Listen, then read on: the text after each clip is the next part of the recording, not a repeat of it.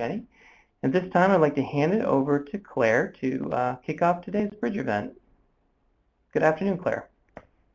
Good afternoon, Peter. Thank you so much, and welcome to everyone. It's exciting to see all the different states and jurisdictions that people are joining from, and we're really happy to have everyone joining our webinar today. And as Peter mentioned, we also have a live audience or a main audience in Puerto Rico, as this is hosted by the Puerto Rico Alliance for Dropout Prevention. That we will cover that in just a few minutes. So we will just go ahead and get started.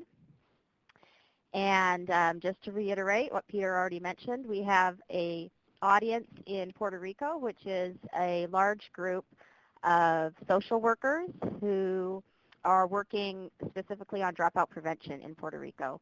And so we have simultaneous translation there, Spanish to English to Spanish. And they're there at the University of Puerto Rico.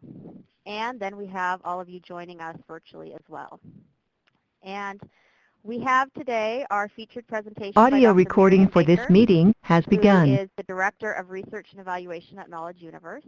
And I believe, as Peter also previously mentioned, this event represents a collaboration between REL Northeast Islands and REL Pacific. And we want to thank REL Pacific for helping us to get this great presenter on this important topic. So the goals for today are that we will look at the current research on using data for decision making in education and specific strategies for this, and most importantly, to make applications to local context and to get some discussion going and some questions and answers so that you have something to take home to your local context and put into action. And identify some key areas and next steps in Puerto Rico and in all of your jurisdictions as well. So just to review a little about the Puerto Rico Research Alliance for Dropout Prevention, which is one of the research alliances for the Regional Educational Laboratory Northeast Islands. And the goal is to work on preventing and reducing the number of students dropping out of school. And Sandra Espada is our alliance facilitator, who's in person in Puerto Rico, and I am the alliance researcher. And here you have a list of the core planning group members for the Puerto Rico Alliance for Dropout Prevention. And these are people who are local to Puerto Rico. You can see that we have representation from the Puerto Rico Department of Education and also the Institute of Statistics, College Board, the Puerto Rico Community Foundation.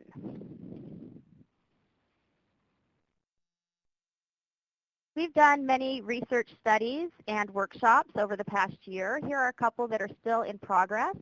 An examination of the Puerto Rico school-level characteristics that are related and how they are related to student graduation. We're also doing an examination of beating the odd schools in Puerto Rico, which are schools that have better than usual results as compared to schools with similar demographics in terms of graduation. So without further ado, we will turn the time over to Dr. Myriam Baker, who is the Director of Research and Evaluation at Knowledge Universe. And we want to encourage everyone to type in any questions or comments you have into the chat. Hello, everyone. This is Myriam Baker. I am delighted to be here today, and thank you so much for the invitation. The goals and objectives, in addition to what Claire talked about, and really to reiterate those, is to help you to build your local capacity for using data to drive your decisions, to drive your actions for monitoring your programs and for evaluating your programs as well. Additionally, as part of this presentation, I hope that we will help you to identify what data you already might have to help drive that process. Often we already have tons of information at our fingertips, but it's more a matter of figuring out how to best use it. And also, we're going to introduce you to some simple tools to help you with the process. All of the information that I'm going to be covering today is going to be drawn from the guide entitled 5 Steps for Structuring Data-Informed Conversations and Action in Education. This was written by Wende Kekihio of the Pacific REL and myself when I was at the Mid-Continental Research and Evaluation Laboratory. Many of the templates, tools, and questions that I'm going to be going through in my presentation you can find in this guide, and they can be printed off and used with your team as you're working through your local context and problems. I would encourage you to get the guide off the IES website if you don't already have it, and I believe that we will have a link for you later in this presentation. Let's start out by taking a poll to learn a little bit more about one another. For those of you in our virtual audience, you'll see a poll. Please respond with the role that you identify with most closely. For those of you in Puerto Rico, please raise your hand to indicate what role you identify with most closely, starting with administrator, teacher, school counselor or social worker, parent or community member, researcher or analyst, or a different role. I see in our virtual audience, the majority of folks are researcher analysts identified, almost 60% of our virtual audience. From our contact down in Puerto Rico, it looks like 40 of you indicated social worker and 2 for other roles. Thank you so much for participating in that poll so we can understand a little bit better about who we're talking to here today. So data. What is data? Well, clearly data is something that we all use. If you go to the grocery store and you look at a label on a can of applesauce to see what kinds of ingredients are in there, you are using data to make a decision about whether you think that's healthy enough that you want to buy it or if you think it's of enough value. We use data every day in an educational context as well. If a student doesn't show up for school for 10 days in a row, you're using that information to power your next steps, which might be calling the family. So we use data in very simple ways. We use it in very complex ways. Much more informative and rich data is increasingly more and more available because of lots of different educational initiatives, such as No Child Left Behind, the Race to the Top, and the Early Learning Challenge grants and other public policy. So my point here today is let's try to use what is out there already, and if we need to supplement, so be it, but there's tons of information that we can use to help make our decisions better. This guide and this presentation focuses on a specific set of steps that are recommended about how to use data and considerations for using it most effectively. So data and data teams. We talked about data a little bit. What is a data team? Well, a data team is simply a group of people that have come together around a particular issue, and they're pulling together different sorts of information to help them understand and respond to that issue. With folks in the educational community, often that would include an administrator. It might include a teacher. Certainly with Dropout Prevention, it would include a social worker, perhaps a school attendance officer, parents or students, or other stakeholders that might be in the community. A data team might just be you and one other person. It doesn't have to be 20 people. So please don't think that that's a requirement. So another poll, please. For folks in Puerto Rico, would you raise your hand if you're participating in what I've described as a data team right now? Folks online, could you just indicate in the online polling there if you are participating or not participating or if you're uncertain?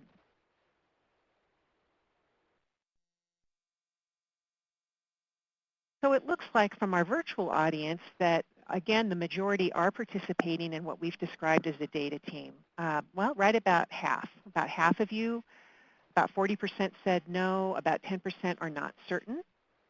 We're just waiting to see what our folks in Puerto Rico are indicating in terms of their participation in a data team.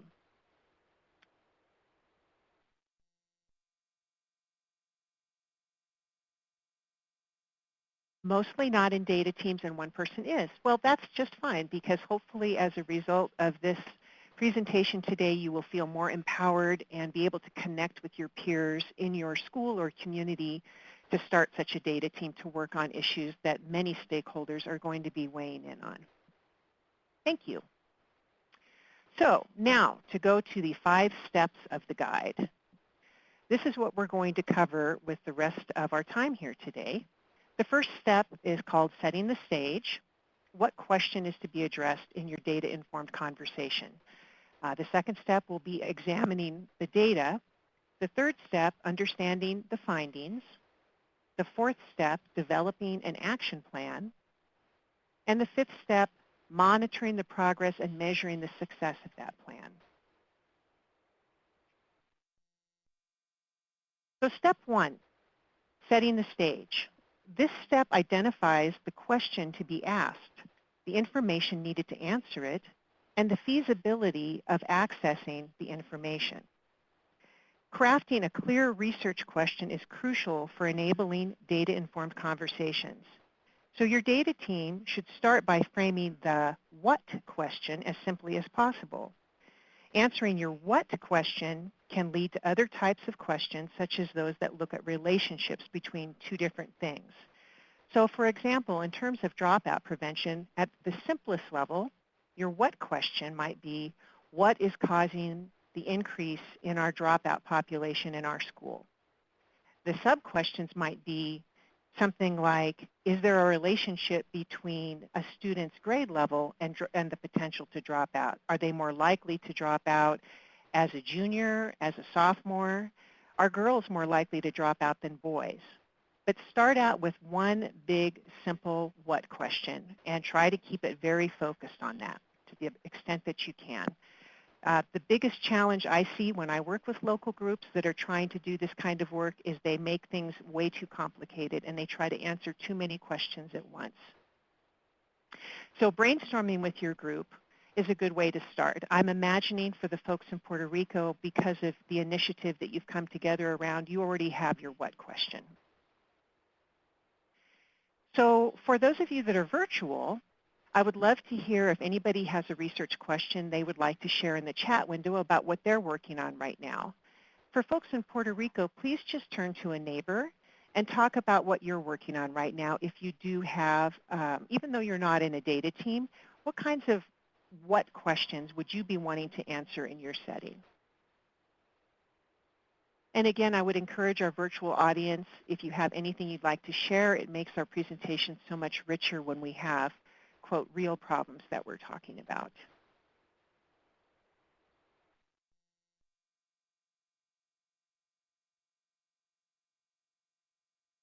Okay, well, I'm not going to wait too much longer. Let's go ahead and just focus on this dropout prevention question. Oh, here comes somebody. What interventions work for our populations to re-engage with disconnected youth? That is a great question. What are the social and emotional gains made by students in urban low-income communities? What attendance interventions are most effective for high school students? These are all really great questions. Thank you folks so much for sharing. What age and grade do kids get off track? That is a really great question, and I think very applicable to the dropout prevention question. When does it start to happen? When do we start to lose these children? Okay, I'm going to go on to the next step. Setting the stage is actually still part of step 1, but some additional information that we need to get. After clarifying your question of interest, you or your team needs to identify the sources of information to answer that question. So what do the data reveal about, let's say, when students start to drop out? That requires access to the results of particular sources of information, attendance records, dropout and withdrawal records, perhaps other sources of information. Some schools have students complete engagement or cultural and climate surveys that might indicate when they are becoming disengaged. So what information do you need to answer that question? Is that information readily available? Again, for the dropout prevention question, you might see some data that show that students start to drop out more frequently as juniors. We have lots of national databases and often state-level databases that can give us that information, but that may not help you answer why students are dropping out. So in terms of needing additional data, that would be when you might think about, well, we know that our students are dropping out at this age, but we really don't know why that might be happening. There's lots of different kinds of data that can be used to answer these kinds of questions. Typically, we see demographic data, which is simply descriptive data of students or families or communities, things like gender, ethnicity, socioeconomic status, descriptors about an organization, including enrollment and attendance. Perceptual data, get my little arrow back down here again. Oops. The perceptual data is going to be more of opinion or poll kinds of data. That includes how people feel or what they observe. So that could be how a student feels about school or how they feel about their teachers. It could be how parents feel about the school if they feel engaged. Performance data is information on how students are performing in their educational outcomes. So that could be completion of coursework. It could certainly be grades or scores on standardized tests, attendance rates, intention to apply to college or university. Could be lots of different information in terms of performance.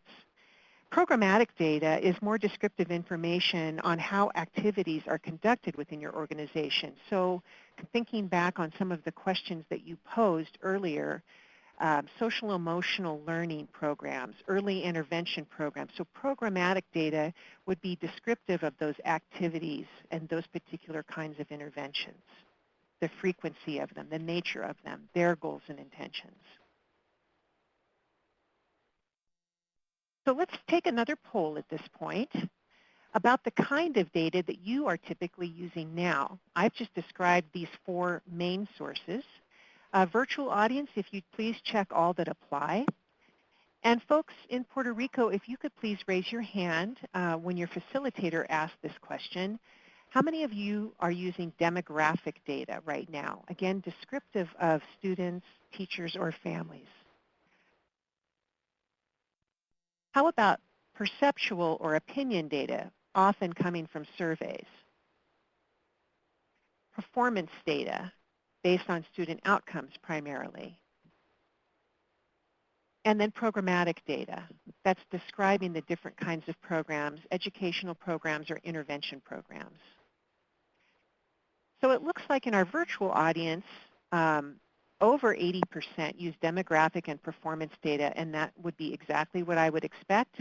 And in our audience in Puerto Rico, similarly, demographic data looks like one of the top ones, followed by perceptual, so opinion data. Programmatic data tends to be a little bit less frequently collected, although I would argue it is very important to understand what your program is doing, simply because you want to make sure that your program is meeting the needs of the children that it's serving. Thanks for your participation in that poll. So let's go on to the next step, examining the data. This is looking at the data for patterns as well as making initial observations and exploring any limitations of your data. So looking for patterns in the data and making a snapshot observation are a first step toward answering the question. For example, some questions, data from one period, such as one test or one school year, might be sufficient. For example, if your question related to math proficiency for the current school year, how are our children doing this year, you would only need 1 year of data. If you're looking at trends over time, coming back to that dropout question, why are our dropout numbers getting so high? You would be wanting to look at several years of data to look at trends. When you're looking at that data and looking over time, make sure you keep that what question in mind. That should be driving everything you do. Sometimes it is easy to get off track and start speculating about data, but we want to keep your goal, your what question, your research question at the forefront. One of the things you also need to look at are data limitations, because rarely is data perfect. There almost always seems to be issues with it somehow or another. Some of the issues that you might find is that you only have different sources of data. Maybe you had an attendance tracking system 3 years ago that has since been updated, and the way that attendance is being tracked that would inform dropout was originally by present versus absent at the beginning of the day, and now you're tracking total hours. So that would be kind of tricky to compare, so you want to be aware of that we can't effectively compare apples to oranges. So in addition to that kind of comparison data, you want to be certain of the quality of your data, because often we have a lot of missing data, it's not complete, and then we are left in a position of speculating about what is not there. You also want to be careful about the assumptions you make about your data, specifically the difference between a correlation and cause. So, for example, in dropout populations, you may see that males are more likely to be dropouts than females, but that does not infer that being a male causes you to be a dropout. It's a relationship. So we want to be cautious about that. And then also, while you're looking at your data and your results, you want to see if you can identify strengths or challenges right up front that may be helping you to answer your question. So strengths are results in the data that indicate a success, and challenges are results that indicate that something is blocking improvement or higher achievement. For example, while looking at middle school achievement data, a team might make the following observation about a possible success. Let's say each year between 2009 and 2012, students showed a 5 percentage point increase in average achievement scores between grades 6 and 7. That's definitely a success. Another observation that would be classified as a challenge would be, while we saw student math scores improve, the scores of male students actually declined. So those are some examples of things that you want to poke around in about your data and see what you can find. So let's have another question. Again, in Puerto Rico, this would be a question that you can talk with a neighbor about or your facilitator, the kinds of limitations in the data you have. They could be some of the limitations I've described already, or perhaps something else. We would love to hear your input from the virtual audience. If you could type into the chat window, what kinds of limitations are you seeing?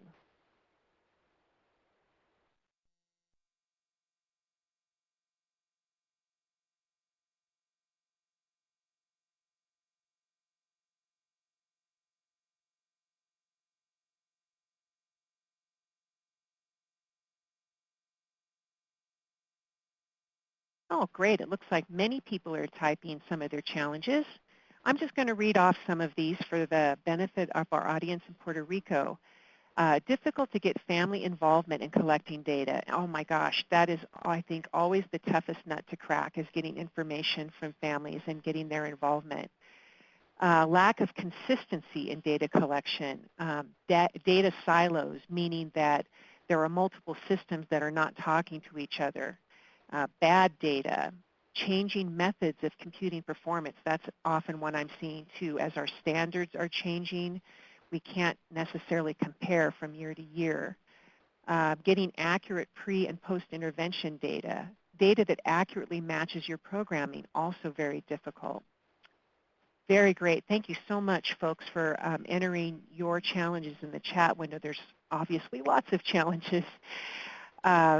Taking the time to get mixed methods data, both qualitative and quantitative, also a really great point, because as you all know, sometimes the numbers on paper don't really tell the whole story, and we really want to get the whole story, especially when it comes to something like a dropout prevention program, because we know that there are many things going on that might cause a student to drop out. Thank you so much for sharing your questions. And I think at this point we're going to take a pause for questions and answers.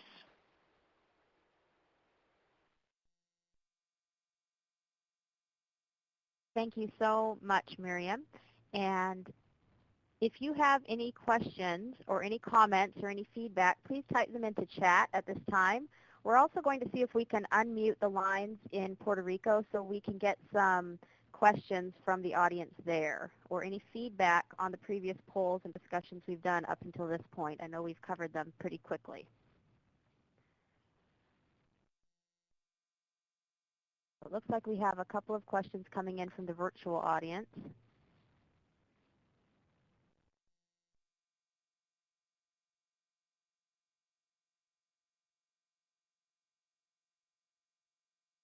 A request for these slides, yes, we will definitely provide a link for that.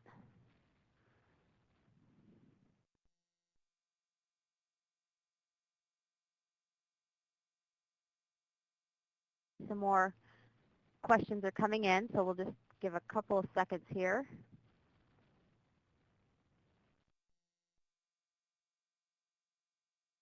As you can see, the slides can be downloaded from the box to the right of this chat window.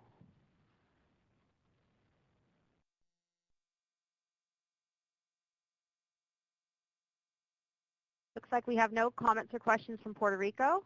Are there any comments or questions from our virtual audience? We have one here from Kia Reed. Thanks so much for sharing a question. Is it appropriate to use these steps for structuring data to use with teachers in their assessment, reflection on instruction, or grouping students? How would you respond to that, Myriam? I would say absolutely yes, although I think that in that situation, you're already up to step 3 or step 2 probably. I'm just thinking and reflecting on professional learning community conversations in schools that I have been a part of, where we are looking, I'm assuming, at academic data and trying to think about instructional approaches for different groups of students. But I would say absolutely, again, you already have your question, I think, identified when you start out with a team like that. Great, thanks, Myriam. Here's a question from Puerto Rico. How important is the data we compile? We need to continue to reflect upon the feedback we get on the data in order to make decisions.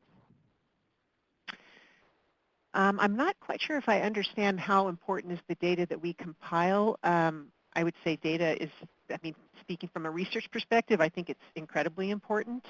I would also say, and we will be talking about this a little bit more as we go on here in terms of monitoring your program success, you want to be able to look back on basically a baseline. Where did we start? If you're looking at dropout prevention and you start out with a particular number or percentage of students that you're seeing that are dropping out every year, you want to be monitoring that every year, whether that data is coming from your attendance system or whether it's coming from another source. If it's a different problem, you definitely want to compile it, keep track of it, so that you are in fact making database decisions and not just that shooting from the hip feeling like everything's better.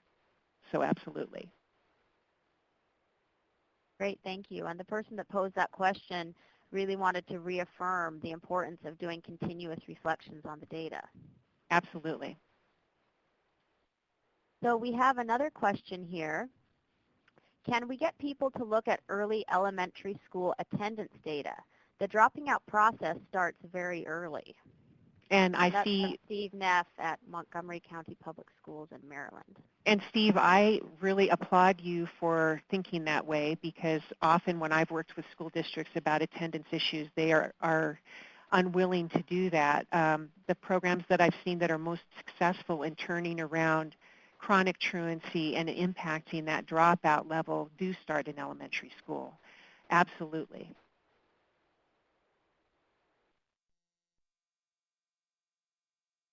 Thank you. We'll just give a couple more minutes here as I see some other questions coming in, and also take some brief pauses for translation there in Puerto Rico.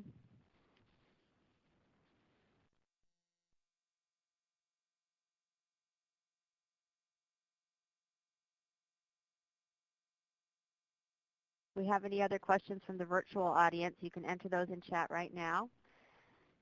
We have a comment here from Lysandra Lopez Medina in Pennsylvania. She says, we have a dashboard and look at attendance, behavior, and course grades. And I know that many school districts are going that route. I am actually I'm here in Colorado, and our Denver Public Schools District has a very similar process where they've actually tried to establish a warning system of those combination of those different indicators to flag a student that's potentially at risk for disengaging. Thank you, Lisandra. She notes that that dashboard is for middle school. Mm-hmm. Great.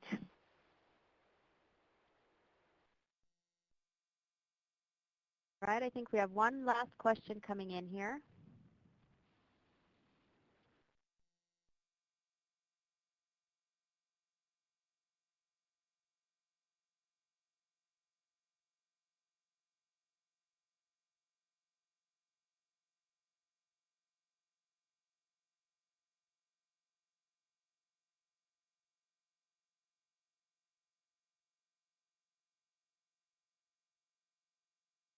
We have a comment here from Steve Neff. Another hindrance in addressing truancy in teenagers is that state law indicates it is the parents who are breaking the compulsory attendance law, not the students. It's tough to hold the teens accountable when this is the case. I would agree with that. We in Colorado, in working on truancy and dropout prevention, that has always been a tricky point, because obviously we want the parents to be engaged and to have some accountability because they are their parents. But at the same time, especially as the children are growing older into their teenage years, they need to develop that sense of personal accountability as well. And I would say that, you know, a really good truancy dropout prevention program would include components that help to develop those kinds of competencies in the kids in terms of personal accountability and an understanding of the impact of their actions on their future.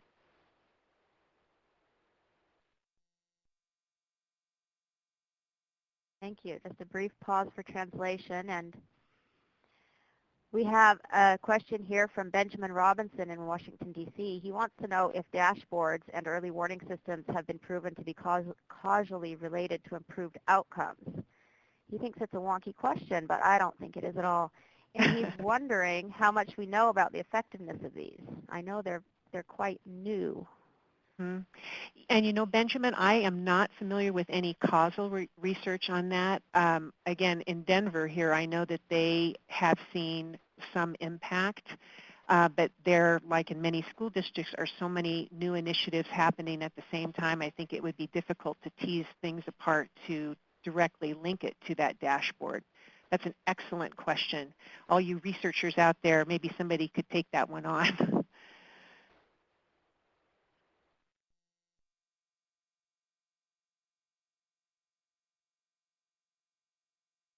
And Myriam, do you know of any studies on relationships between dropout and school climate indicators? I know of some research that's around specific components of school climate and dropout prevention, that whole sense of belonging piece for students. And, you know, of course, school climate is a broadly defined term in and of itself, and how we measure it isn't always as clean as it could be. But I would have to look back in some files, but I know that we did see some, especially around, again, that student self-reported sense of belonging as an impact on attendance and dropout prevention. Thank you for that question, Eb. He's from Louisiana, Department of Education.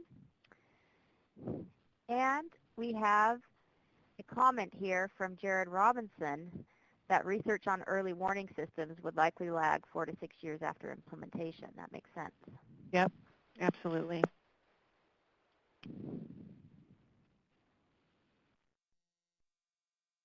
Well, I would like to thank everyone for their comments and their questions. And if there aren't any more at this moment, and feel free to continue to type them in chat as they come to mind, we will move on to step 3. Thank you, Claire. So step 3 is all about understanding your findings. You've gotten a question. You have looked at some data. You've made some preliminary observations about what you see as strengths and challenges in that data relative to your question and the target population.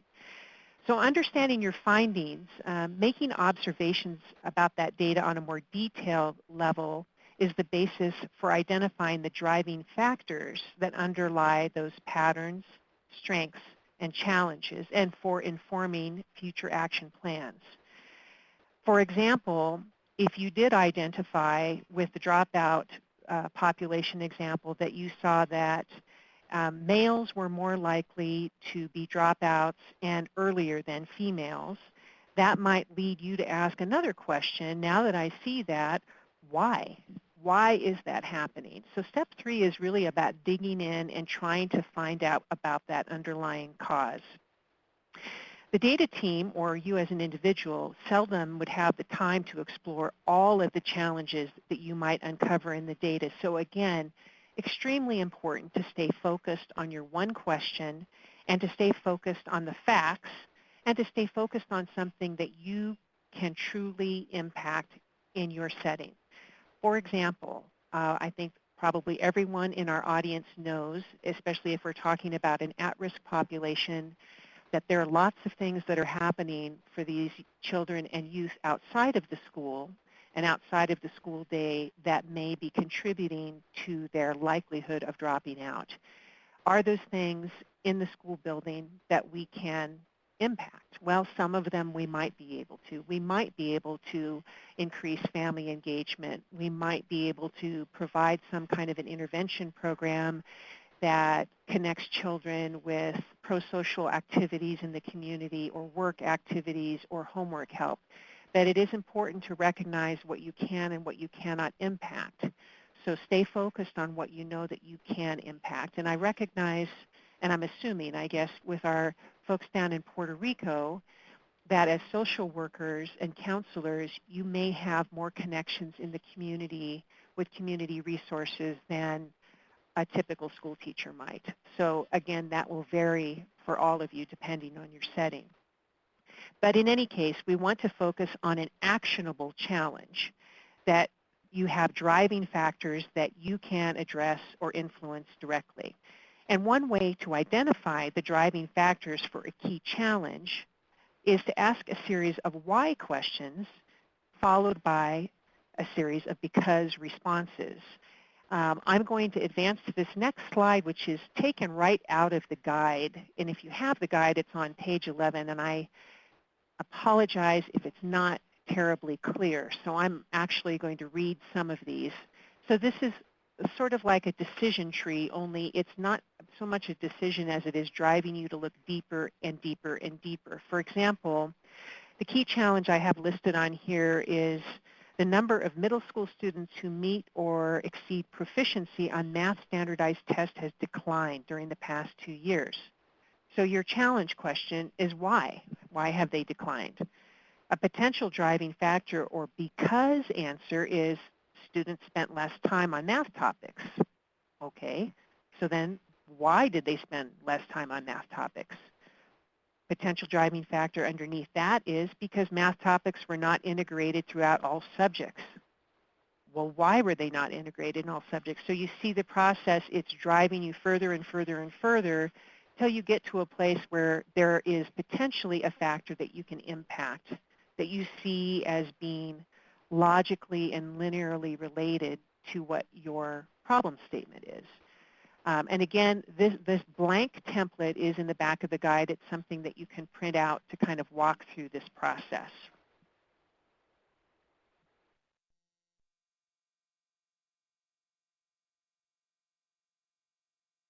So going on to step 4, now let's say you've identified what that underlying challenge is that you're going to address.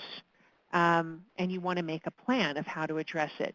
Going back to the dropout prevention idea, let's say that the underlying cause that you've identified that you want to try to impact is that students are not interested and engaged in the curriculum.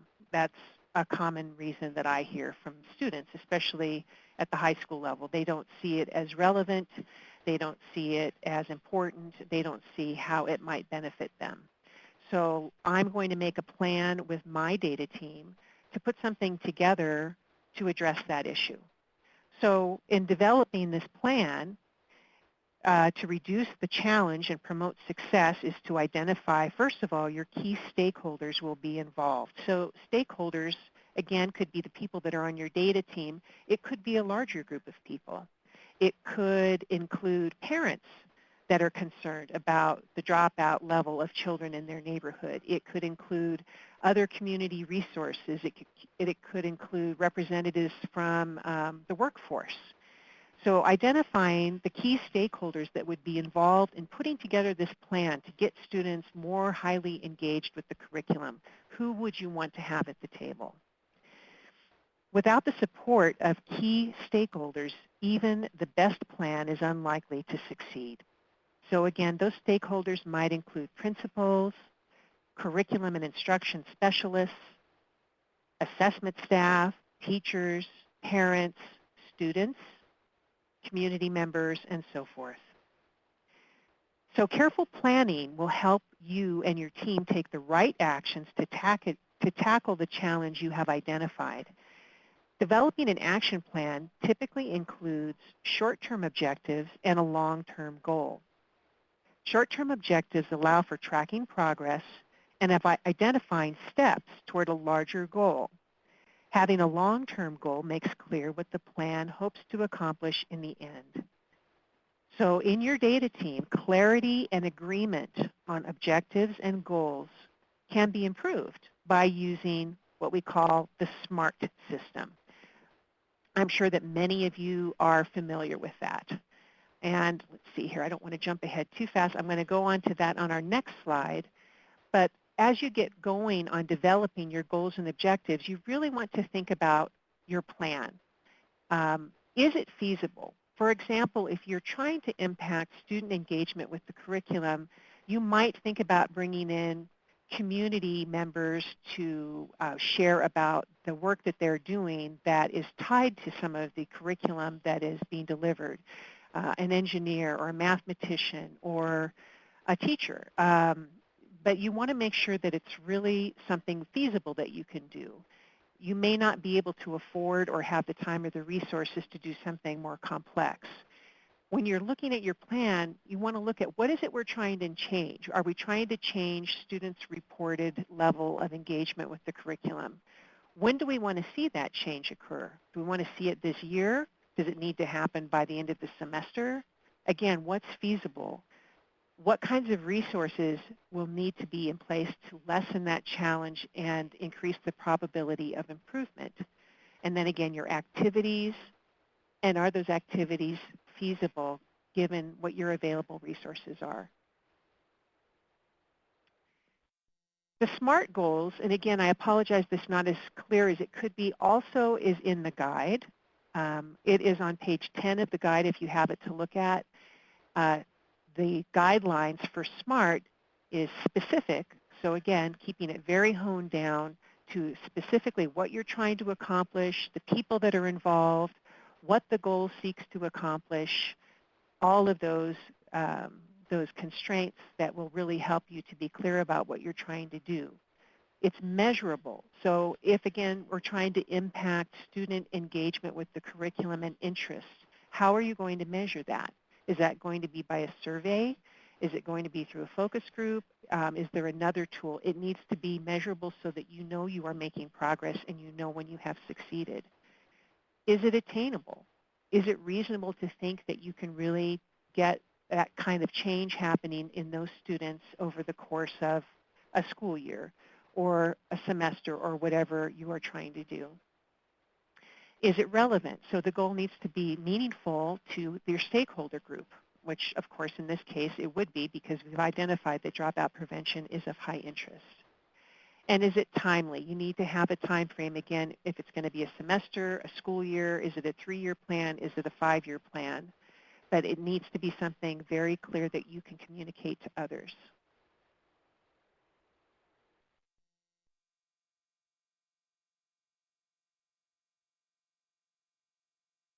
This next slide is, again, another resource that's available in the guide that you can print out. It has the guidelines for SMART goals at the top, and then this is a place where you can actually brainstorm with someone or with your data team to identify resources, dates, milestones, activities, and so forth. It's just a helpful way to really do a check on yourself to make sure that what you're doing is something that you can succeed at. And then this next slide, template 6, is also in the guide, and it is on page 13. So further detail to support your development of your action plan and organizing your team. So this simply has the steps, the resources that are needed, your deadline, your responsibilities, who will do it, when they'll get it done. And coming back to one of the comments we had earlier, it's really essential that you monitor your own plan for success. And having it written down will enable you to do that better.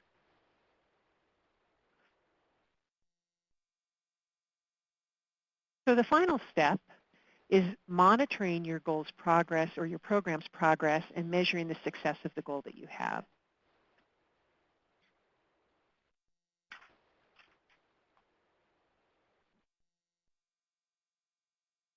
So data team members should regularly revisit their action plan. If the plan gets off track, and it often does, it doesn't mean that you're not doing a good job. It's just things that happen. Dropped responsibilities, staff turns over, unforeseen challenges happen. Suddenly there's something else that your boss has said is more important than this, and you have to shift around responsibilities. The team should try to troubleshoot to determine what to do to get the plan back on track. You may have to set it aside for a little bit, or someone else might have to take lead on it if you had been doing lead before. But keep regular meetings to monitor your progress. Team members should regularly check in with one another to identify challenges, make changes as needed, and celebrate your successes. Assessing your progress is essential in using data to achieve a desired improvement. As an action plan is being implemented, it is important to assess whether its strategies are being properly implemented. So one of the ways that you can do that is by setting milestones or benchmarks. For example, with the dropout prevention thing, let's say you use a survey of student engagement as a baseline, and you want to see a percentage improvement of 10% more engaged by the end of the first semester. Sometimes setting those milestones or benchmarks can be tricky because you might feel as if you're just guessing, and that's okay. It's always fine to go and readjust it later. I would always encourage you to aim a little bit lower than higher, because there's nothing worse than setting a goal and feeling like you can't even come close to meeting it. So in any case, set something specific. You know, we want to see this engagement improve by 10% by the end of the first semester. By the end of the first year, assuming that that engagement score improves, we expect to see a 5% reduction in dropouts compared to our baseline year. Some statement like that that again gives you something very specific to compare to, and use those frequent checks as needed. Okay, and I think we are going to do some more questions at this point. Thank you so much, Myriam. So no questions have come through chat so far, but just reflecting on everything that we've learned up until this point, please type any comments, feedback, or questions that you have for Myriam into chat. And we'll also see if we have any comments or questions or feedback from our live audience in Puerto Rico. So we'll just wait a couple of seconds here.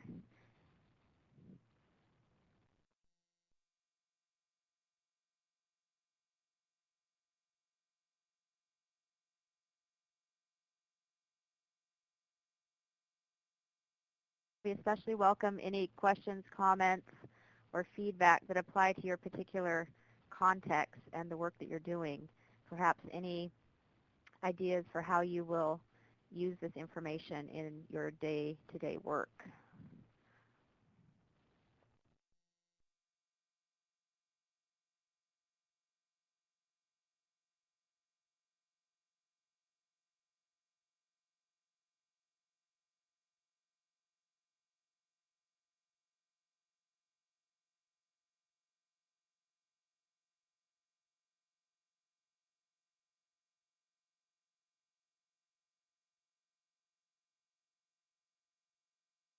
And just to reiterate what we've put into the chat, that if you would like to print out copies of this PowerPoint from this presentation, and also the guide that Myriam is a co-author on and has been referencing, so that you can get these great templates, those should be there on your screen to the right-hand side of the chat where it says download today's files.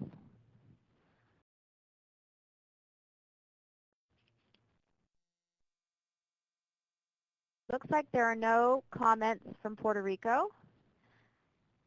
Are there any comments or questions from our virtual audience?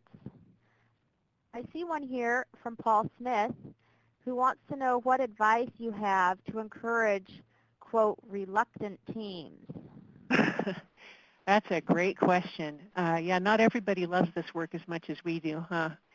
I guess my only piece of advice about that is I try very hard to find the angle that makes this work personally meaningful for somebody. And for some people, it might be about their own job performance, about how much better it can make them look to improve these kinds of situations. For some people, it might, hopefully most of us, it's because we want to do things that are better for kids. But the other thing I guess I would say is I think many people are very intimidated by just the word data. And especially when you come around to terms of like research and investigation. So using people-friendly language and encouraging people to not let their fear of not knowing enough get in their way. That's part of why I typically open this kind of conversation with, if you read the back of a can of beans, then you are an informed user of data, because I think sometimes people overcomplicate that idea. But I think that's definitely a challenge. And I think especially because in school situations and community situations, everyone is so very busy. Having some storming, norming, forming kinds of meetings with the group to really get people personally engaged with the issue and get them passionate and excited about it, I think can be very helpful as well.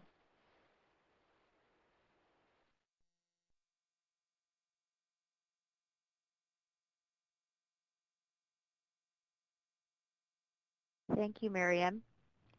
We'll just wait a couple more seconds as I see there may be a couple more questions.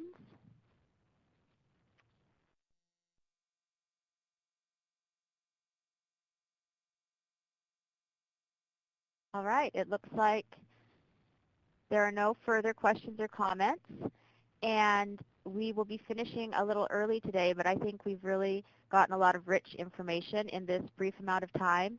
And actually reading the guide, it's very user-friendly, easy to read, and has those great templates and resources. Will give you the opportunity to digest the information more fully. And we want to make sure that everyone takes this brief stakeholder feedback survey. If you wouldn't mind following this link to complete the survey so that we can improve these offerings for you in the future. And it looks like we have one question coming in from Puerto Rico, or one comment. So let's wait for that.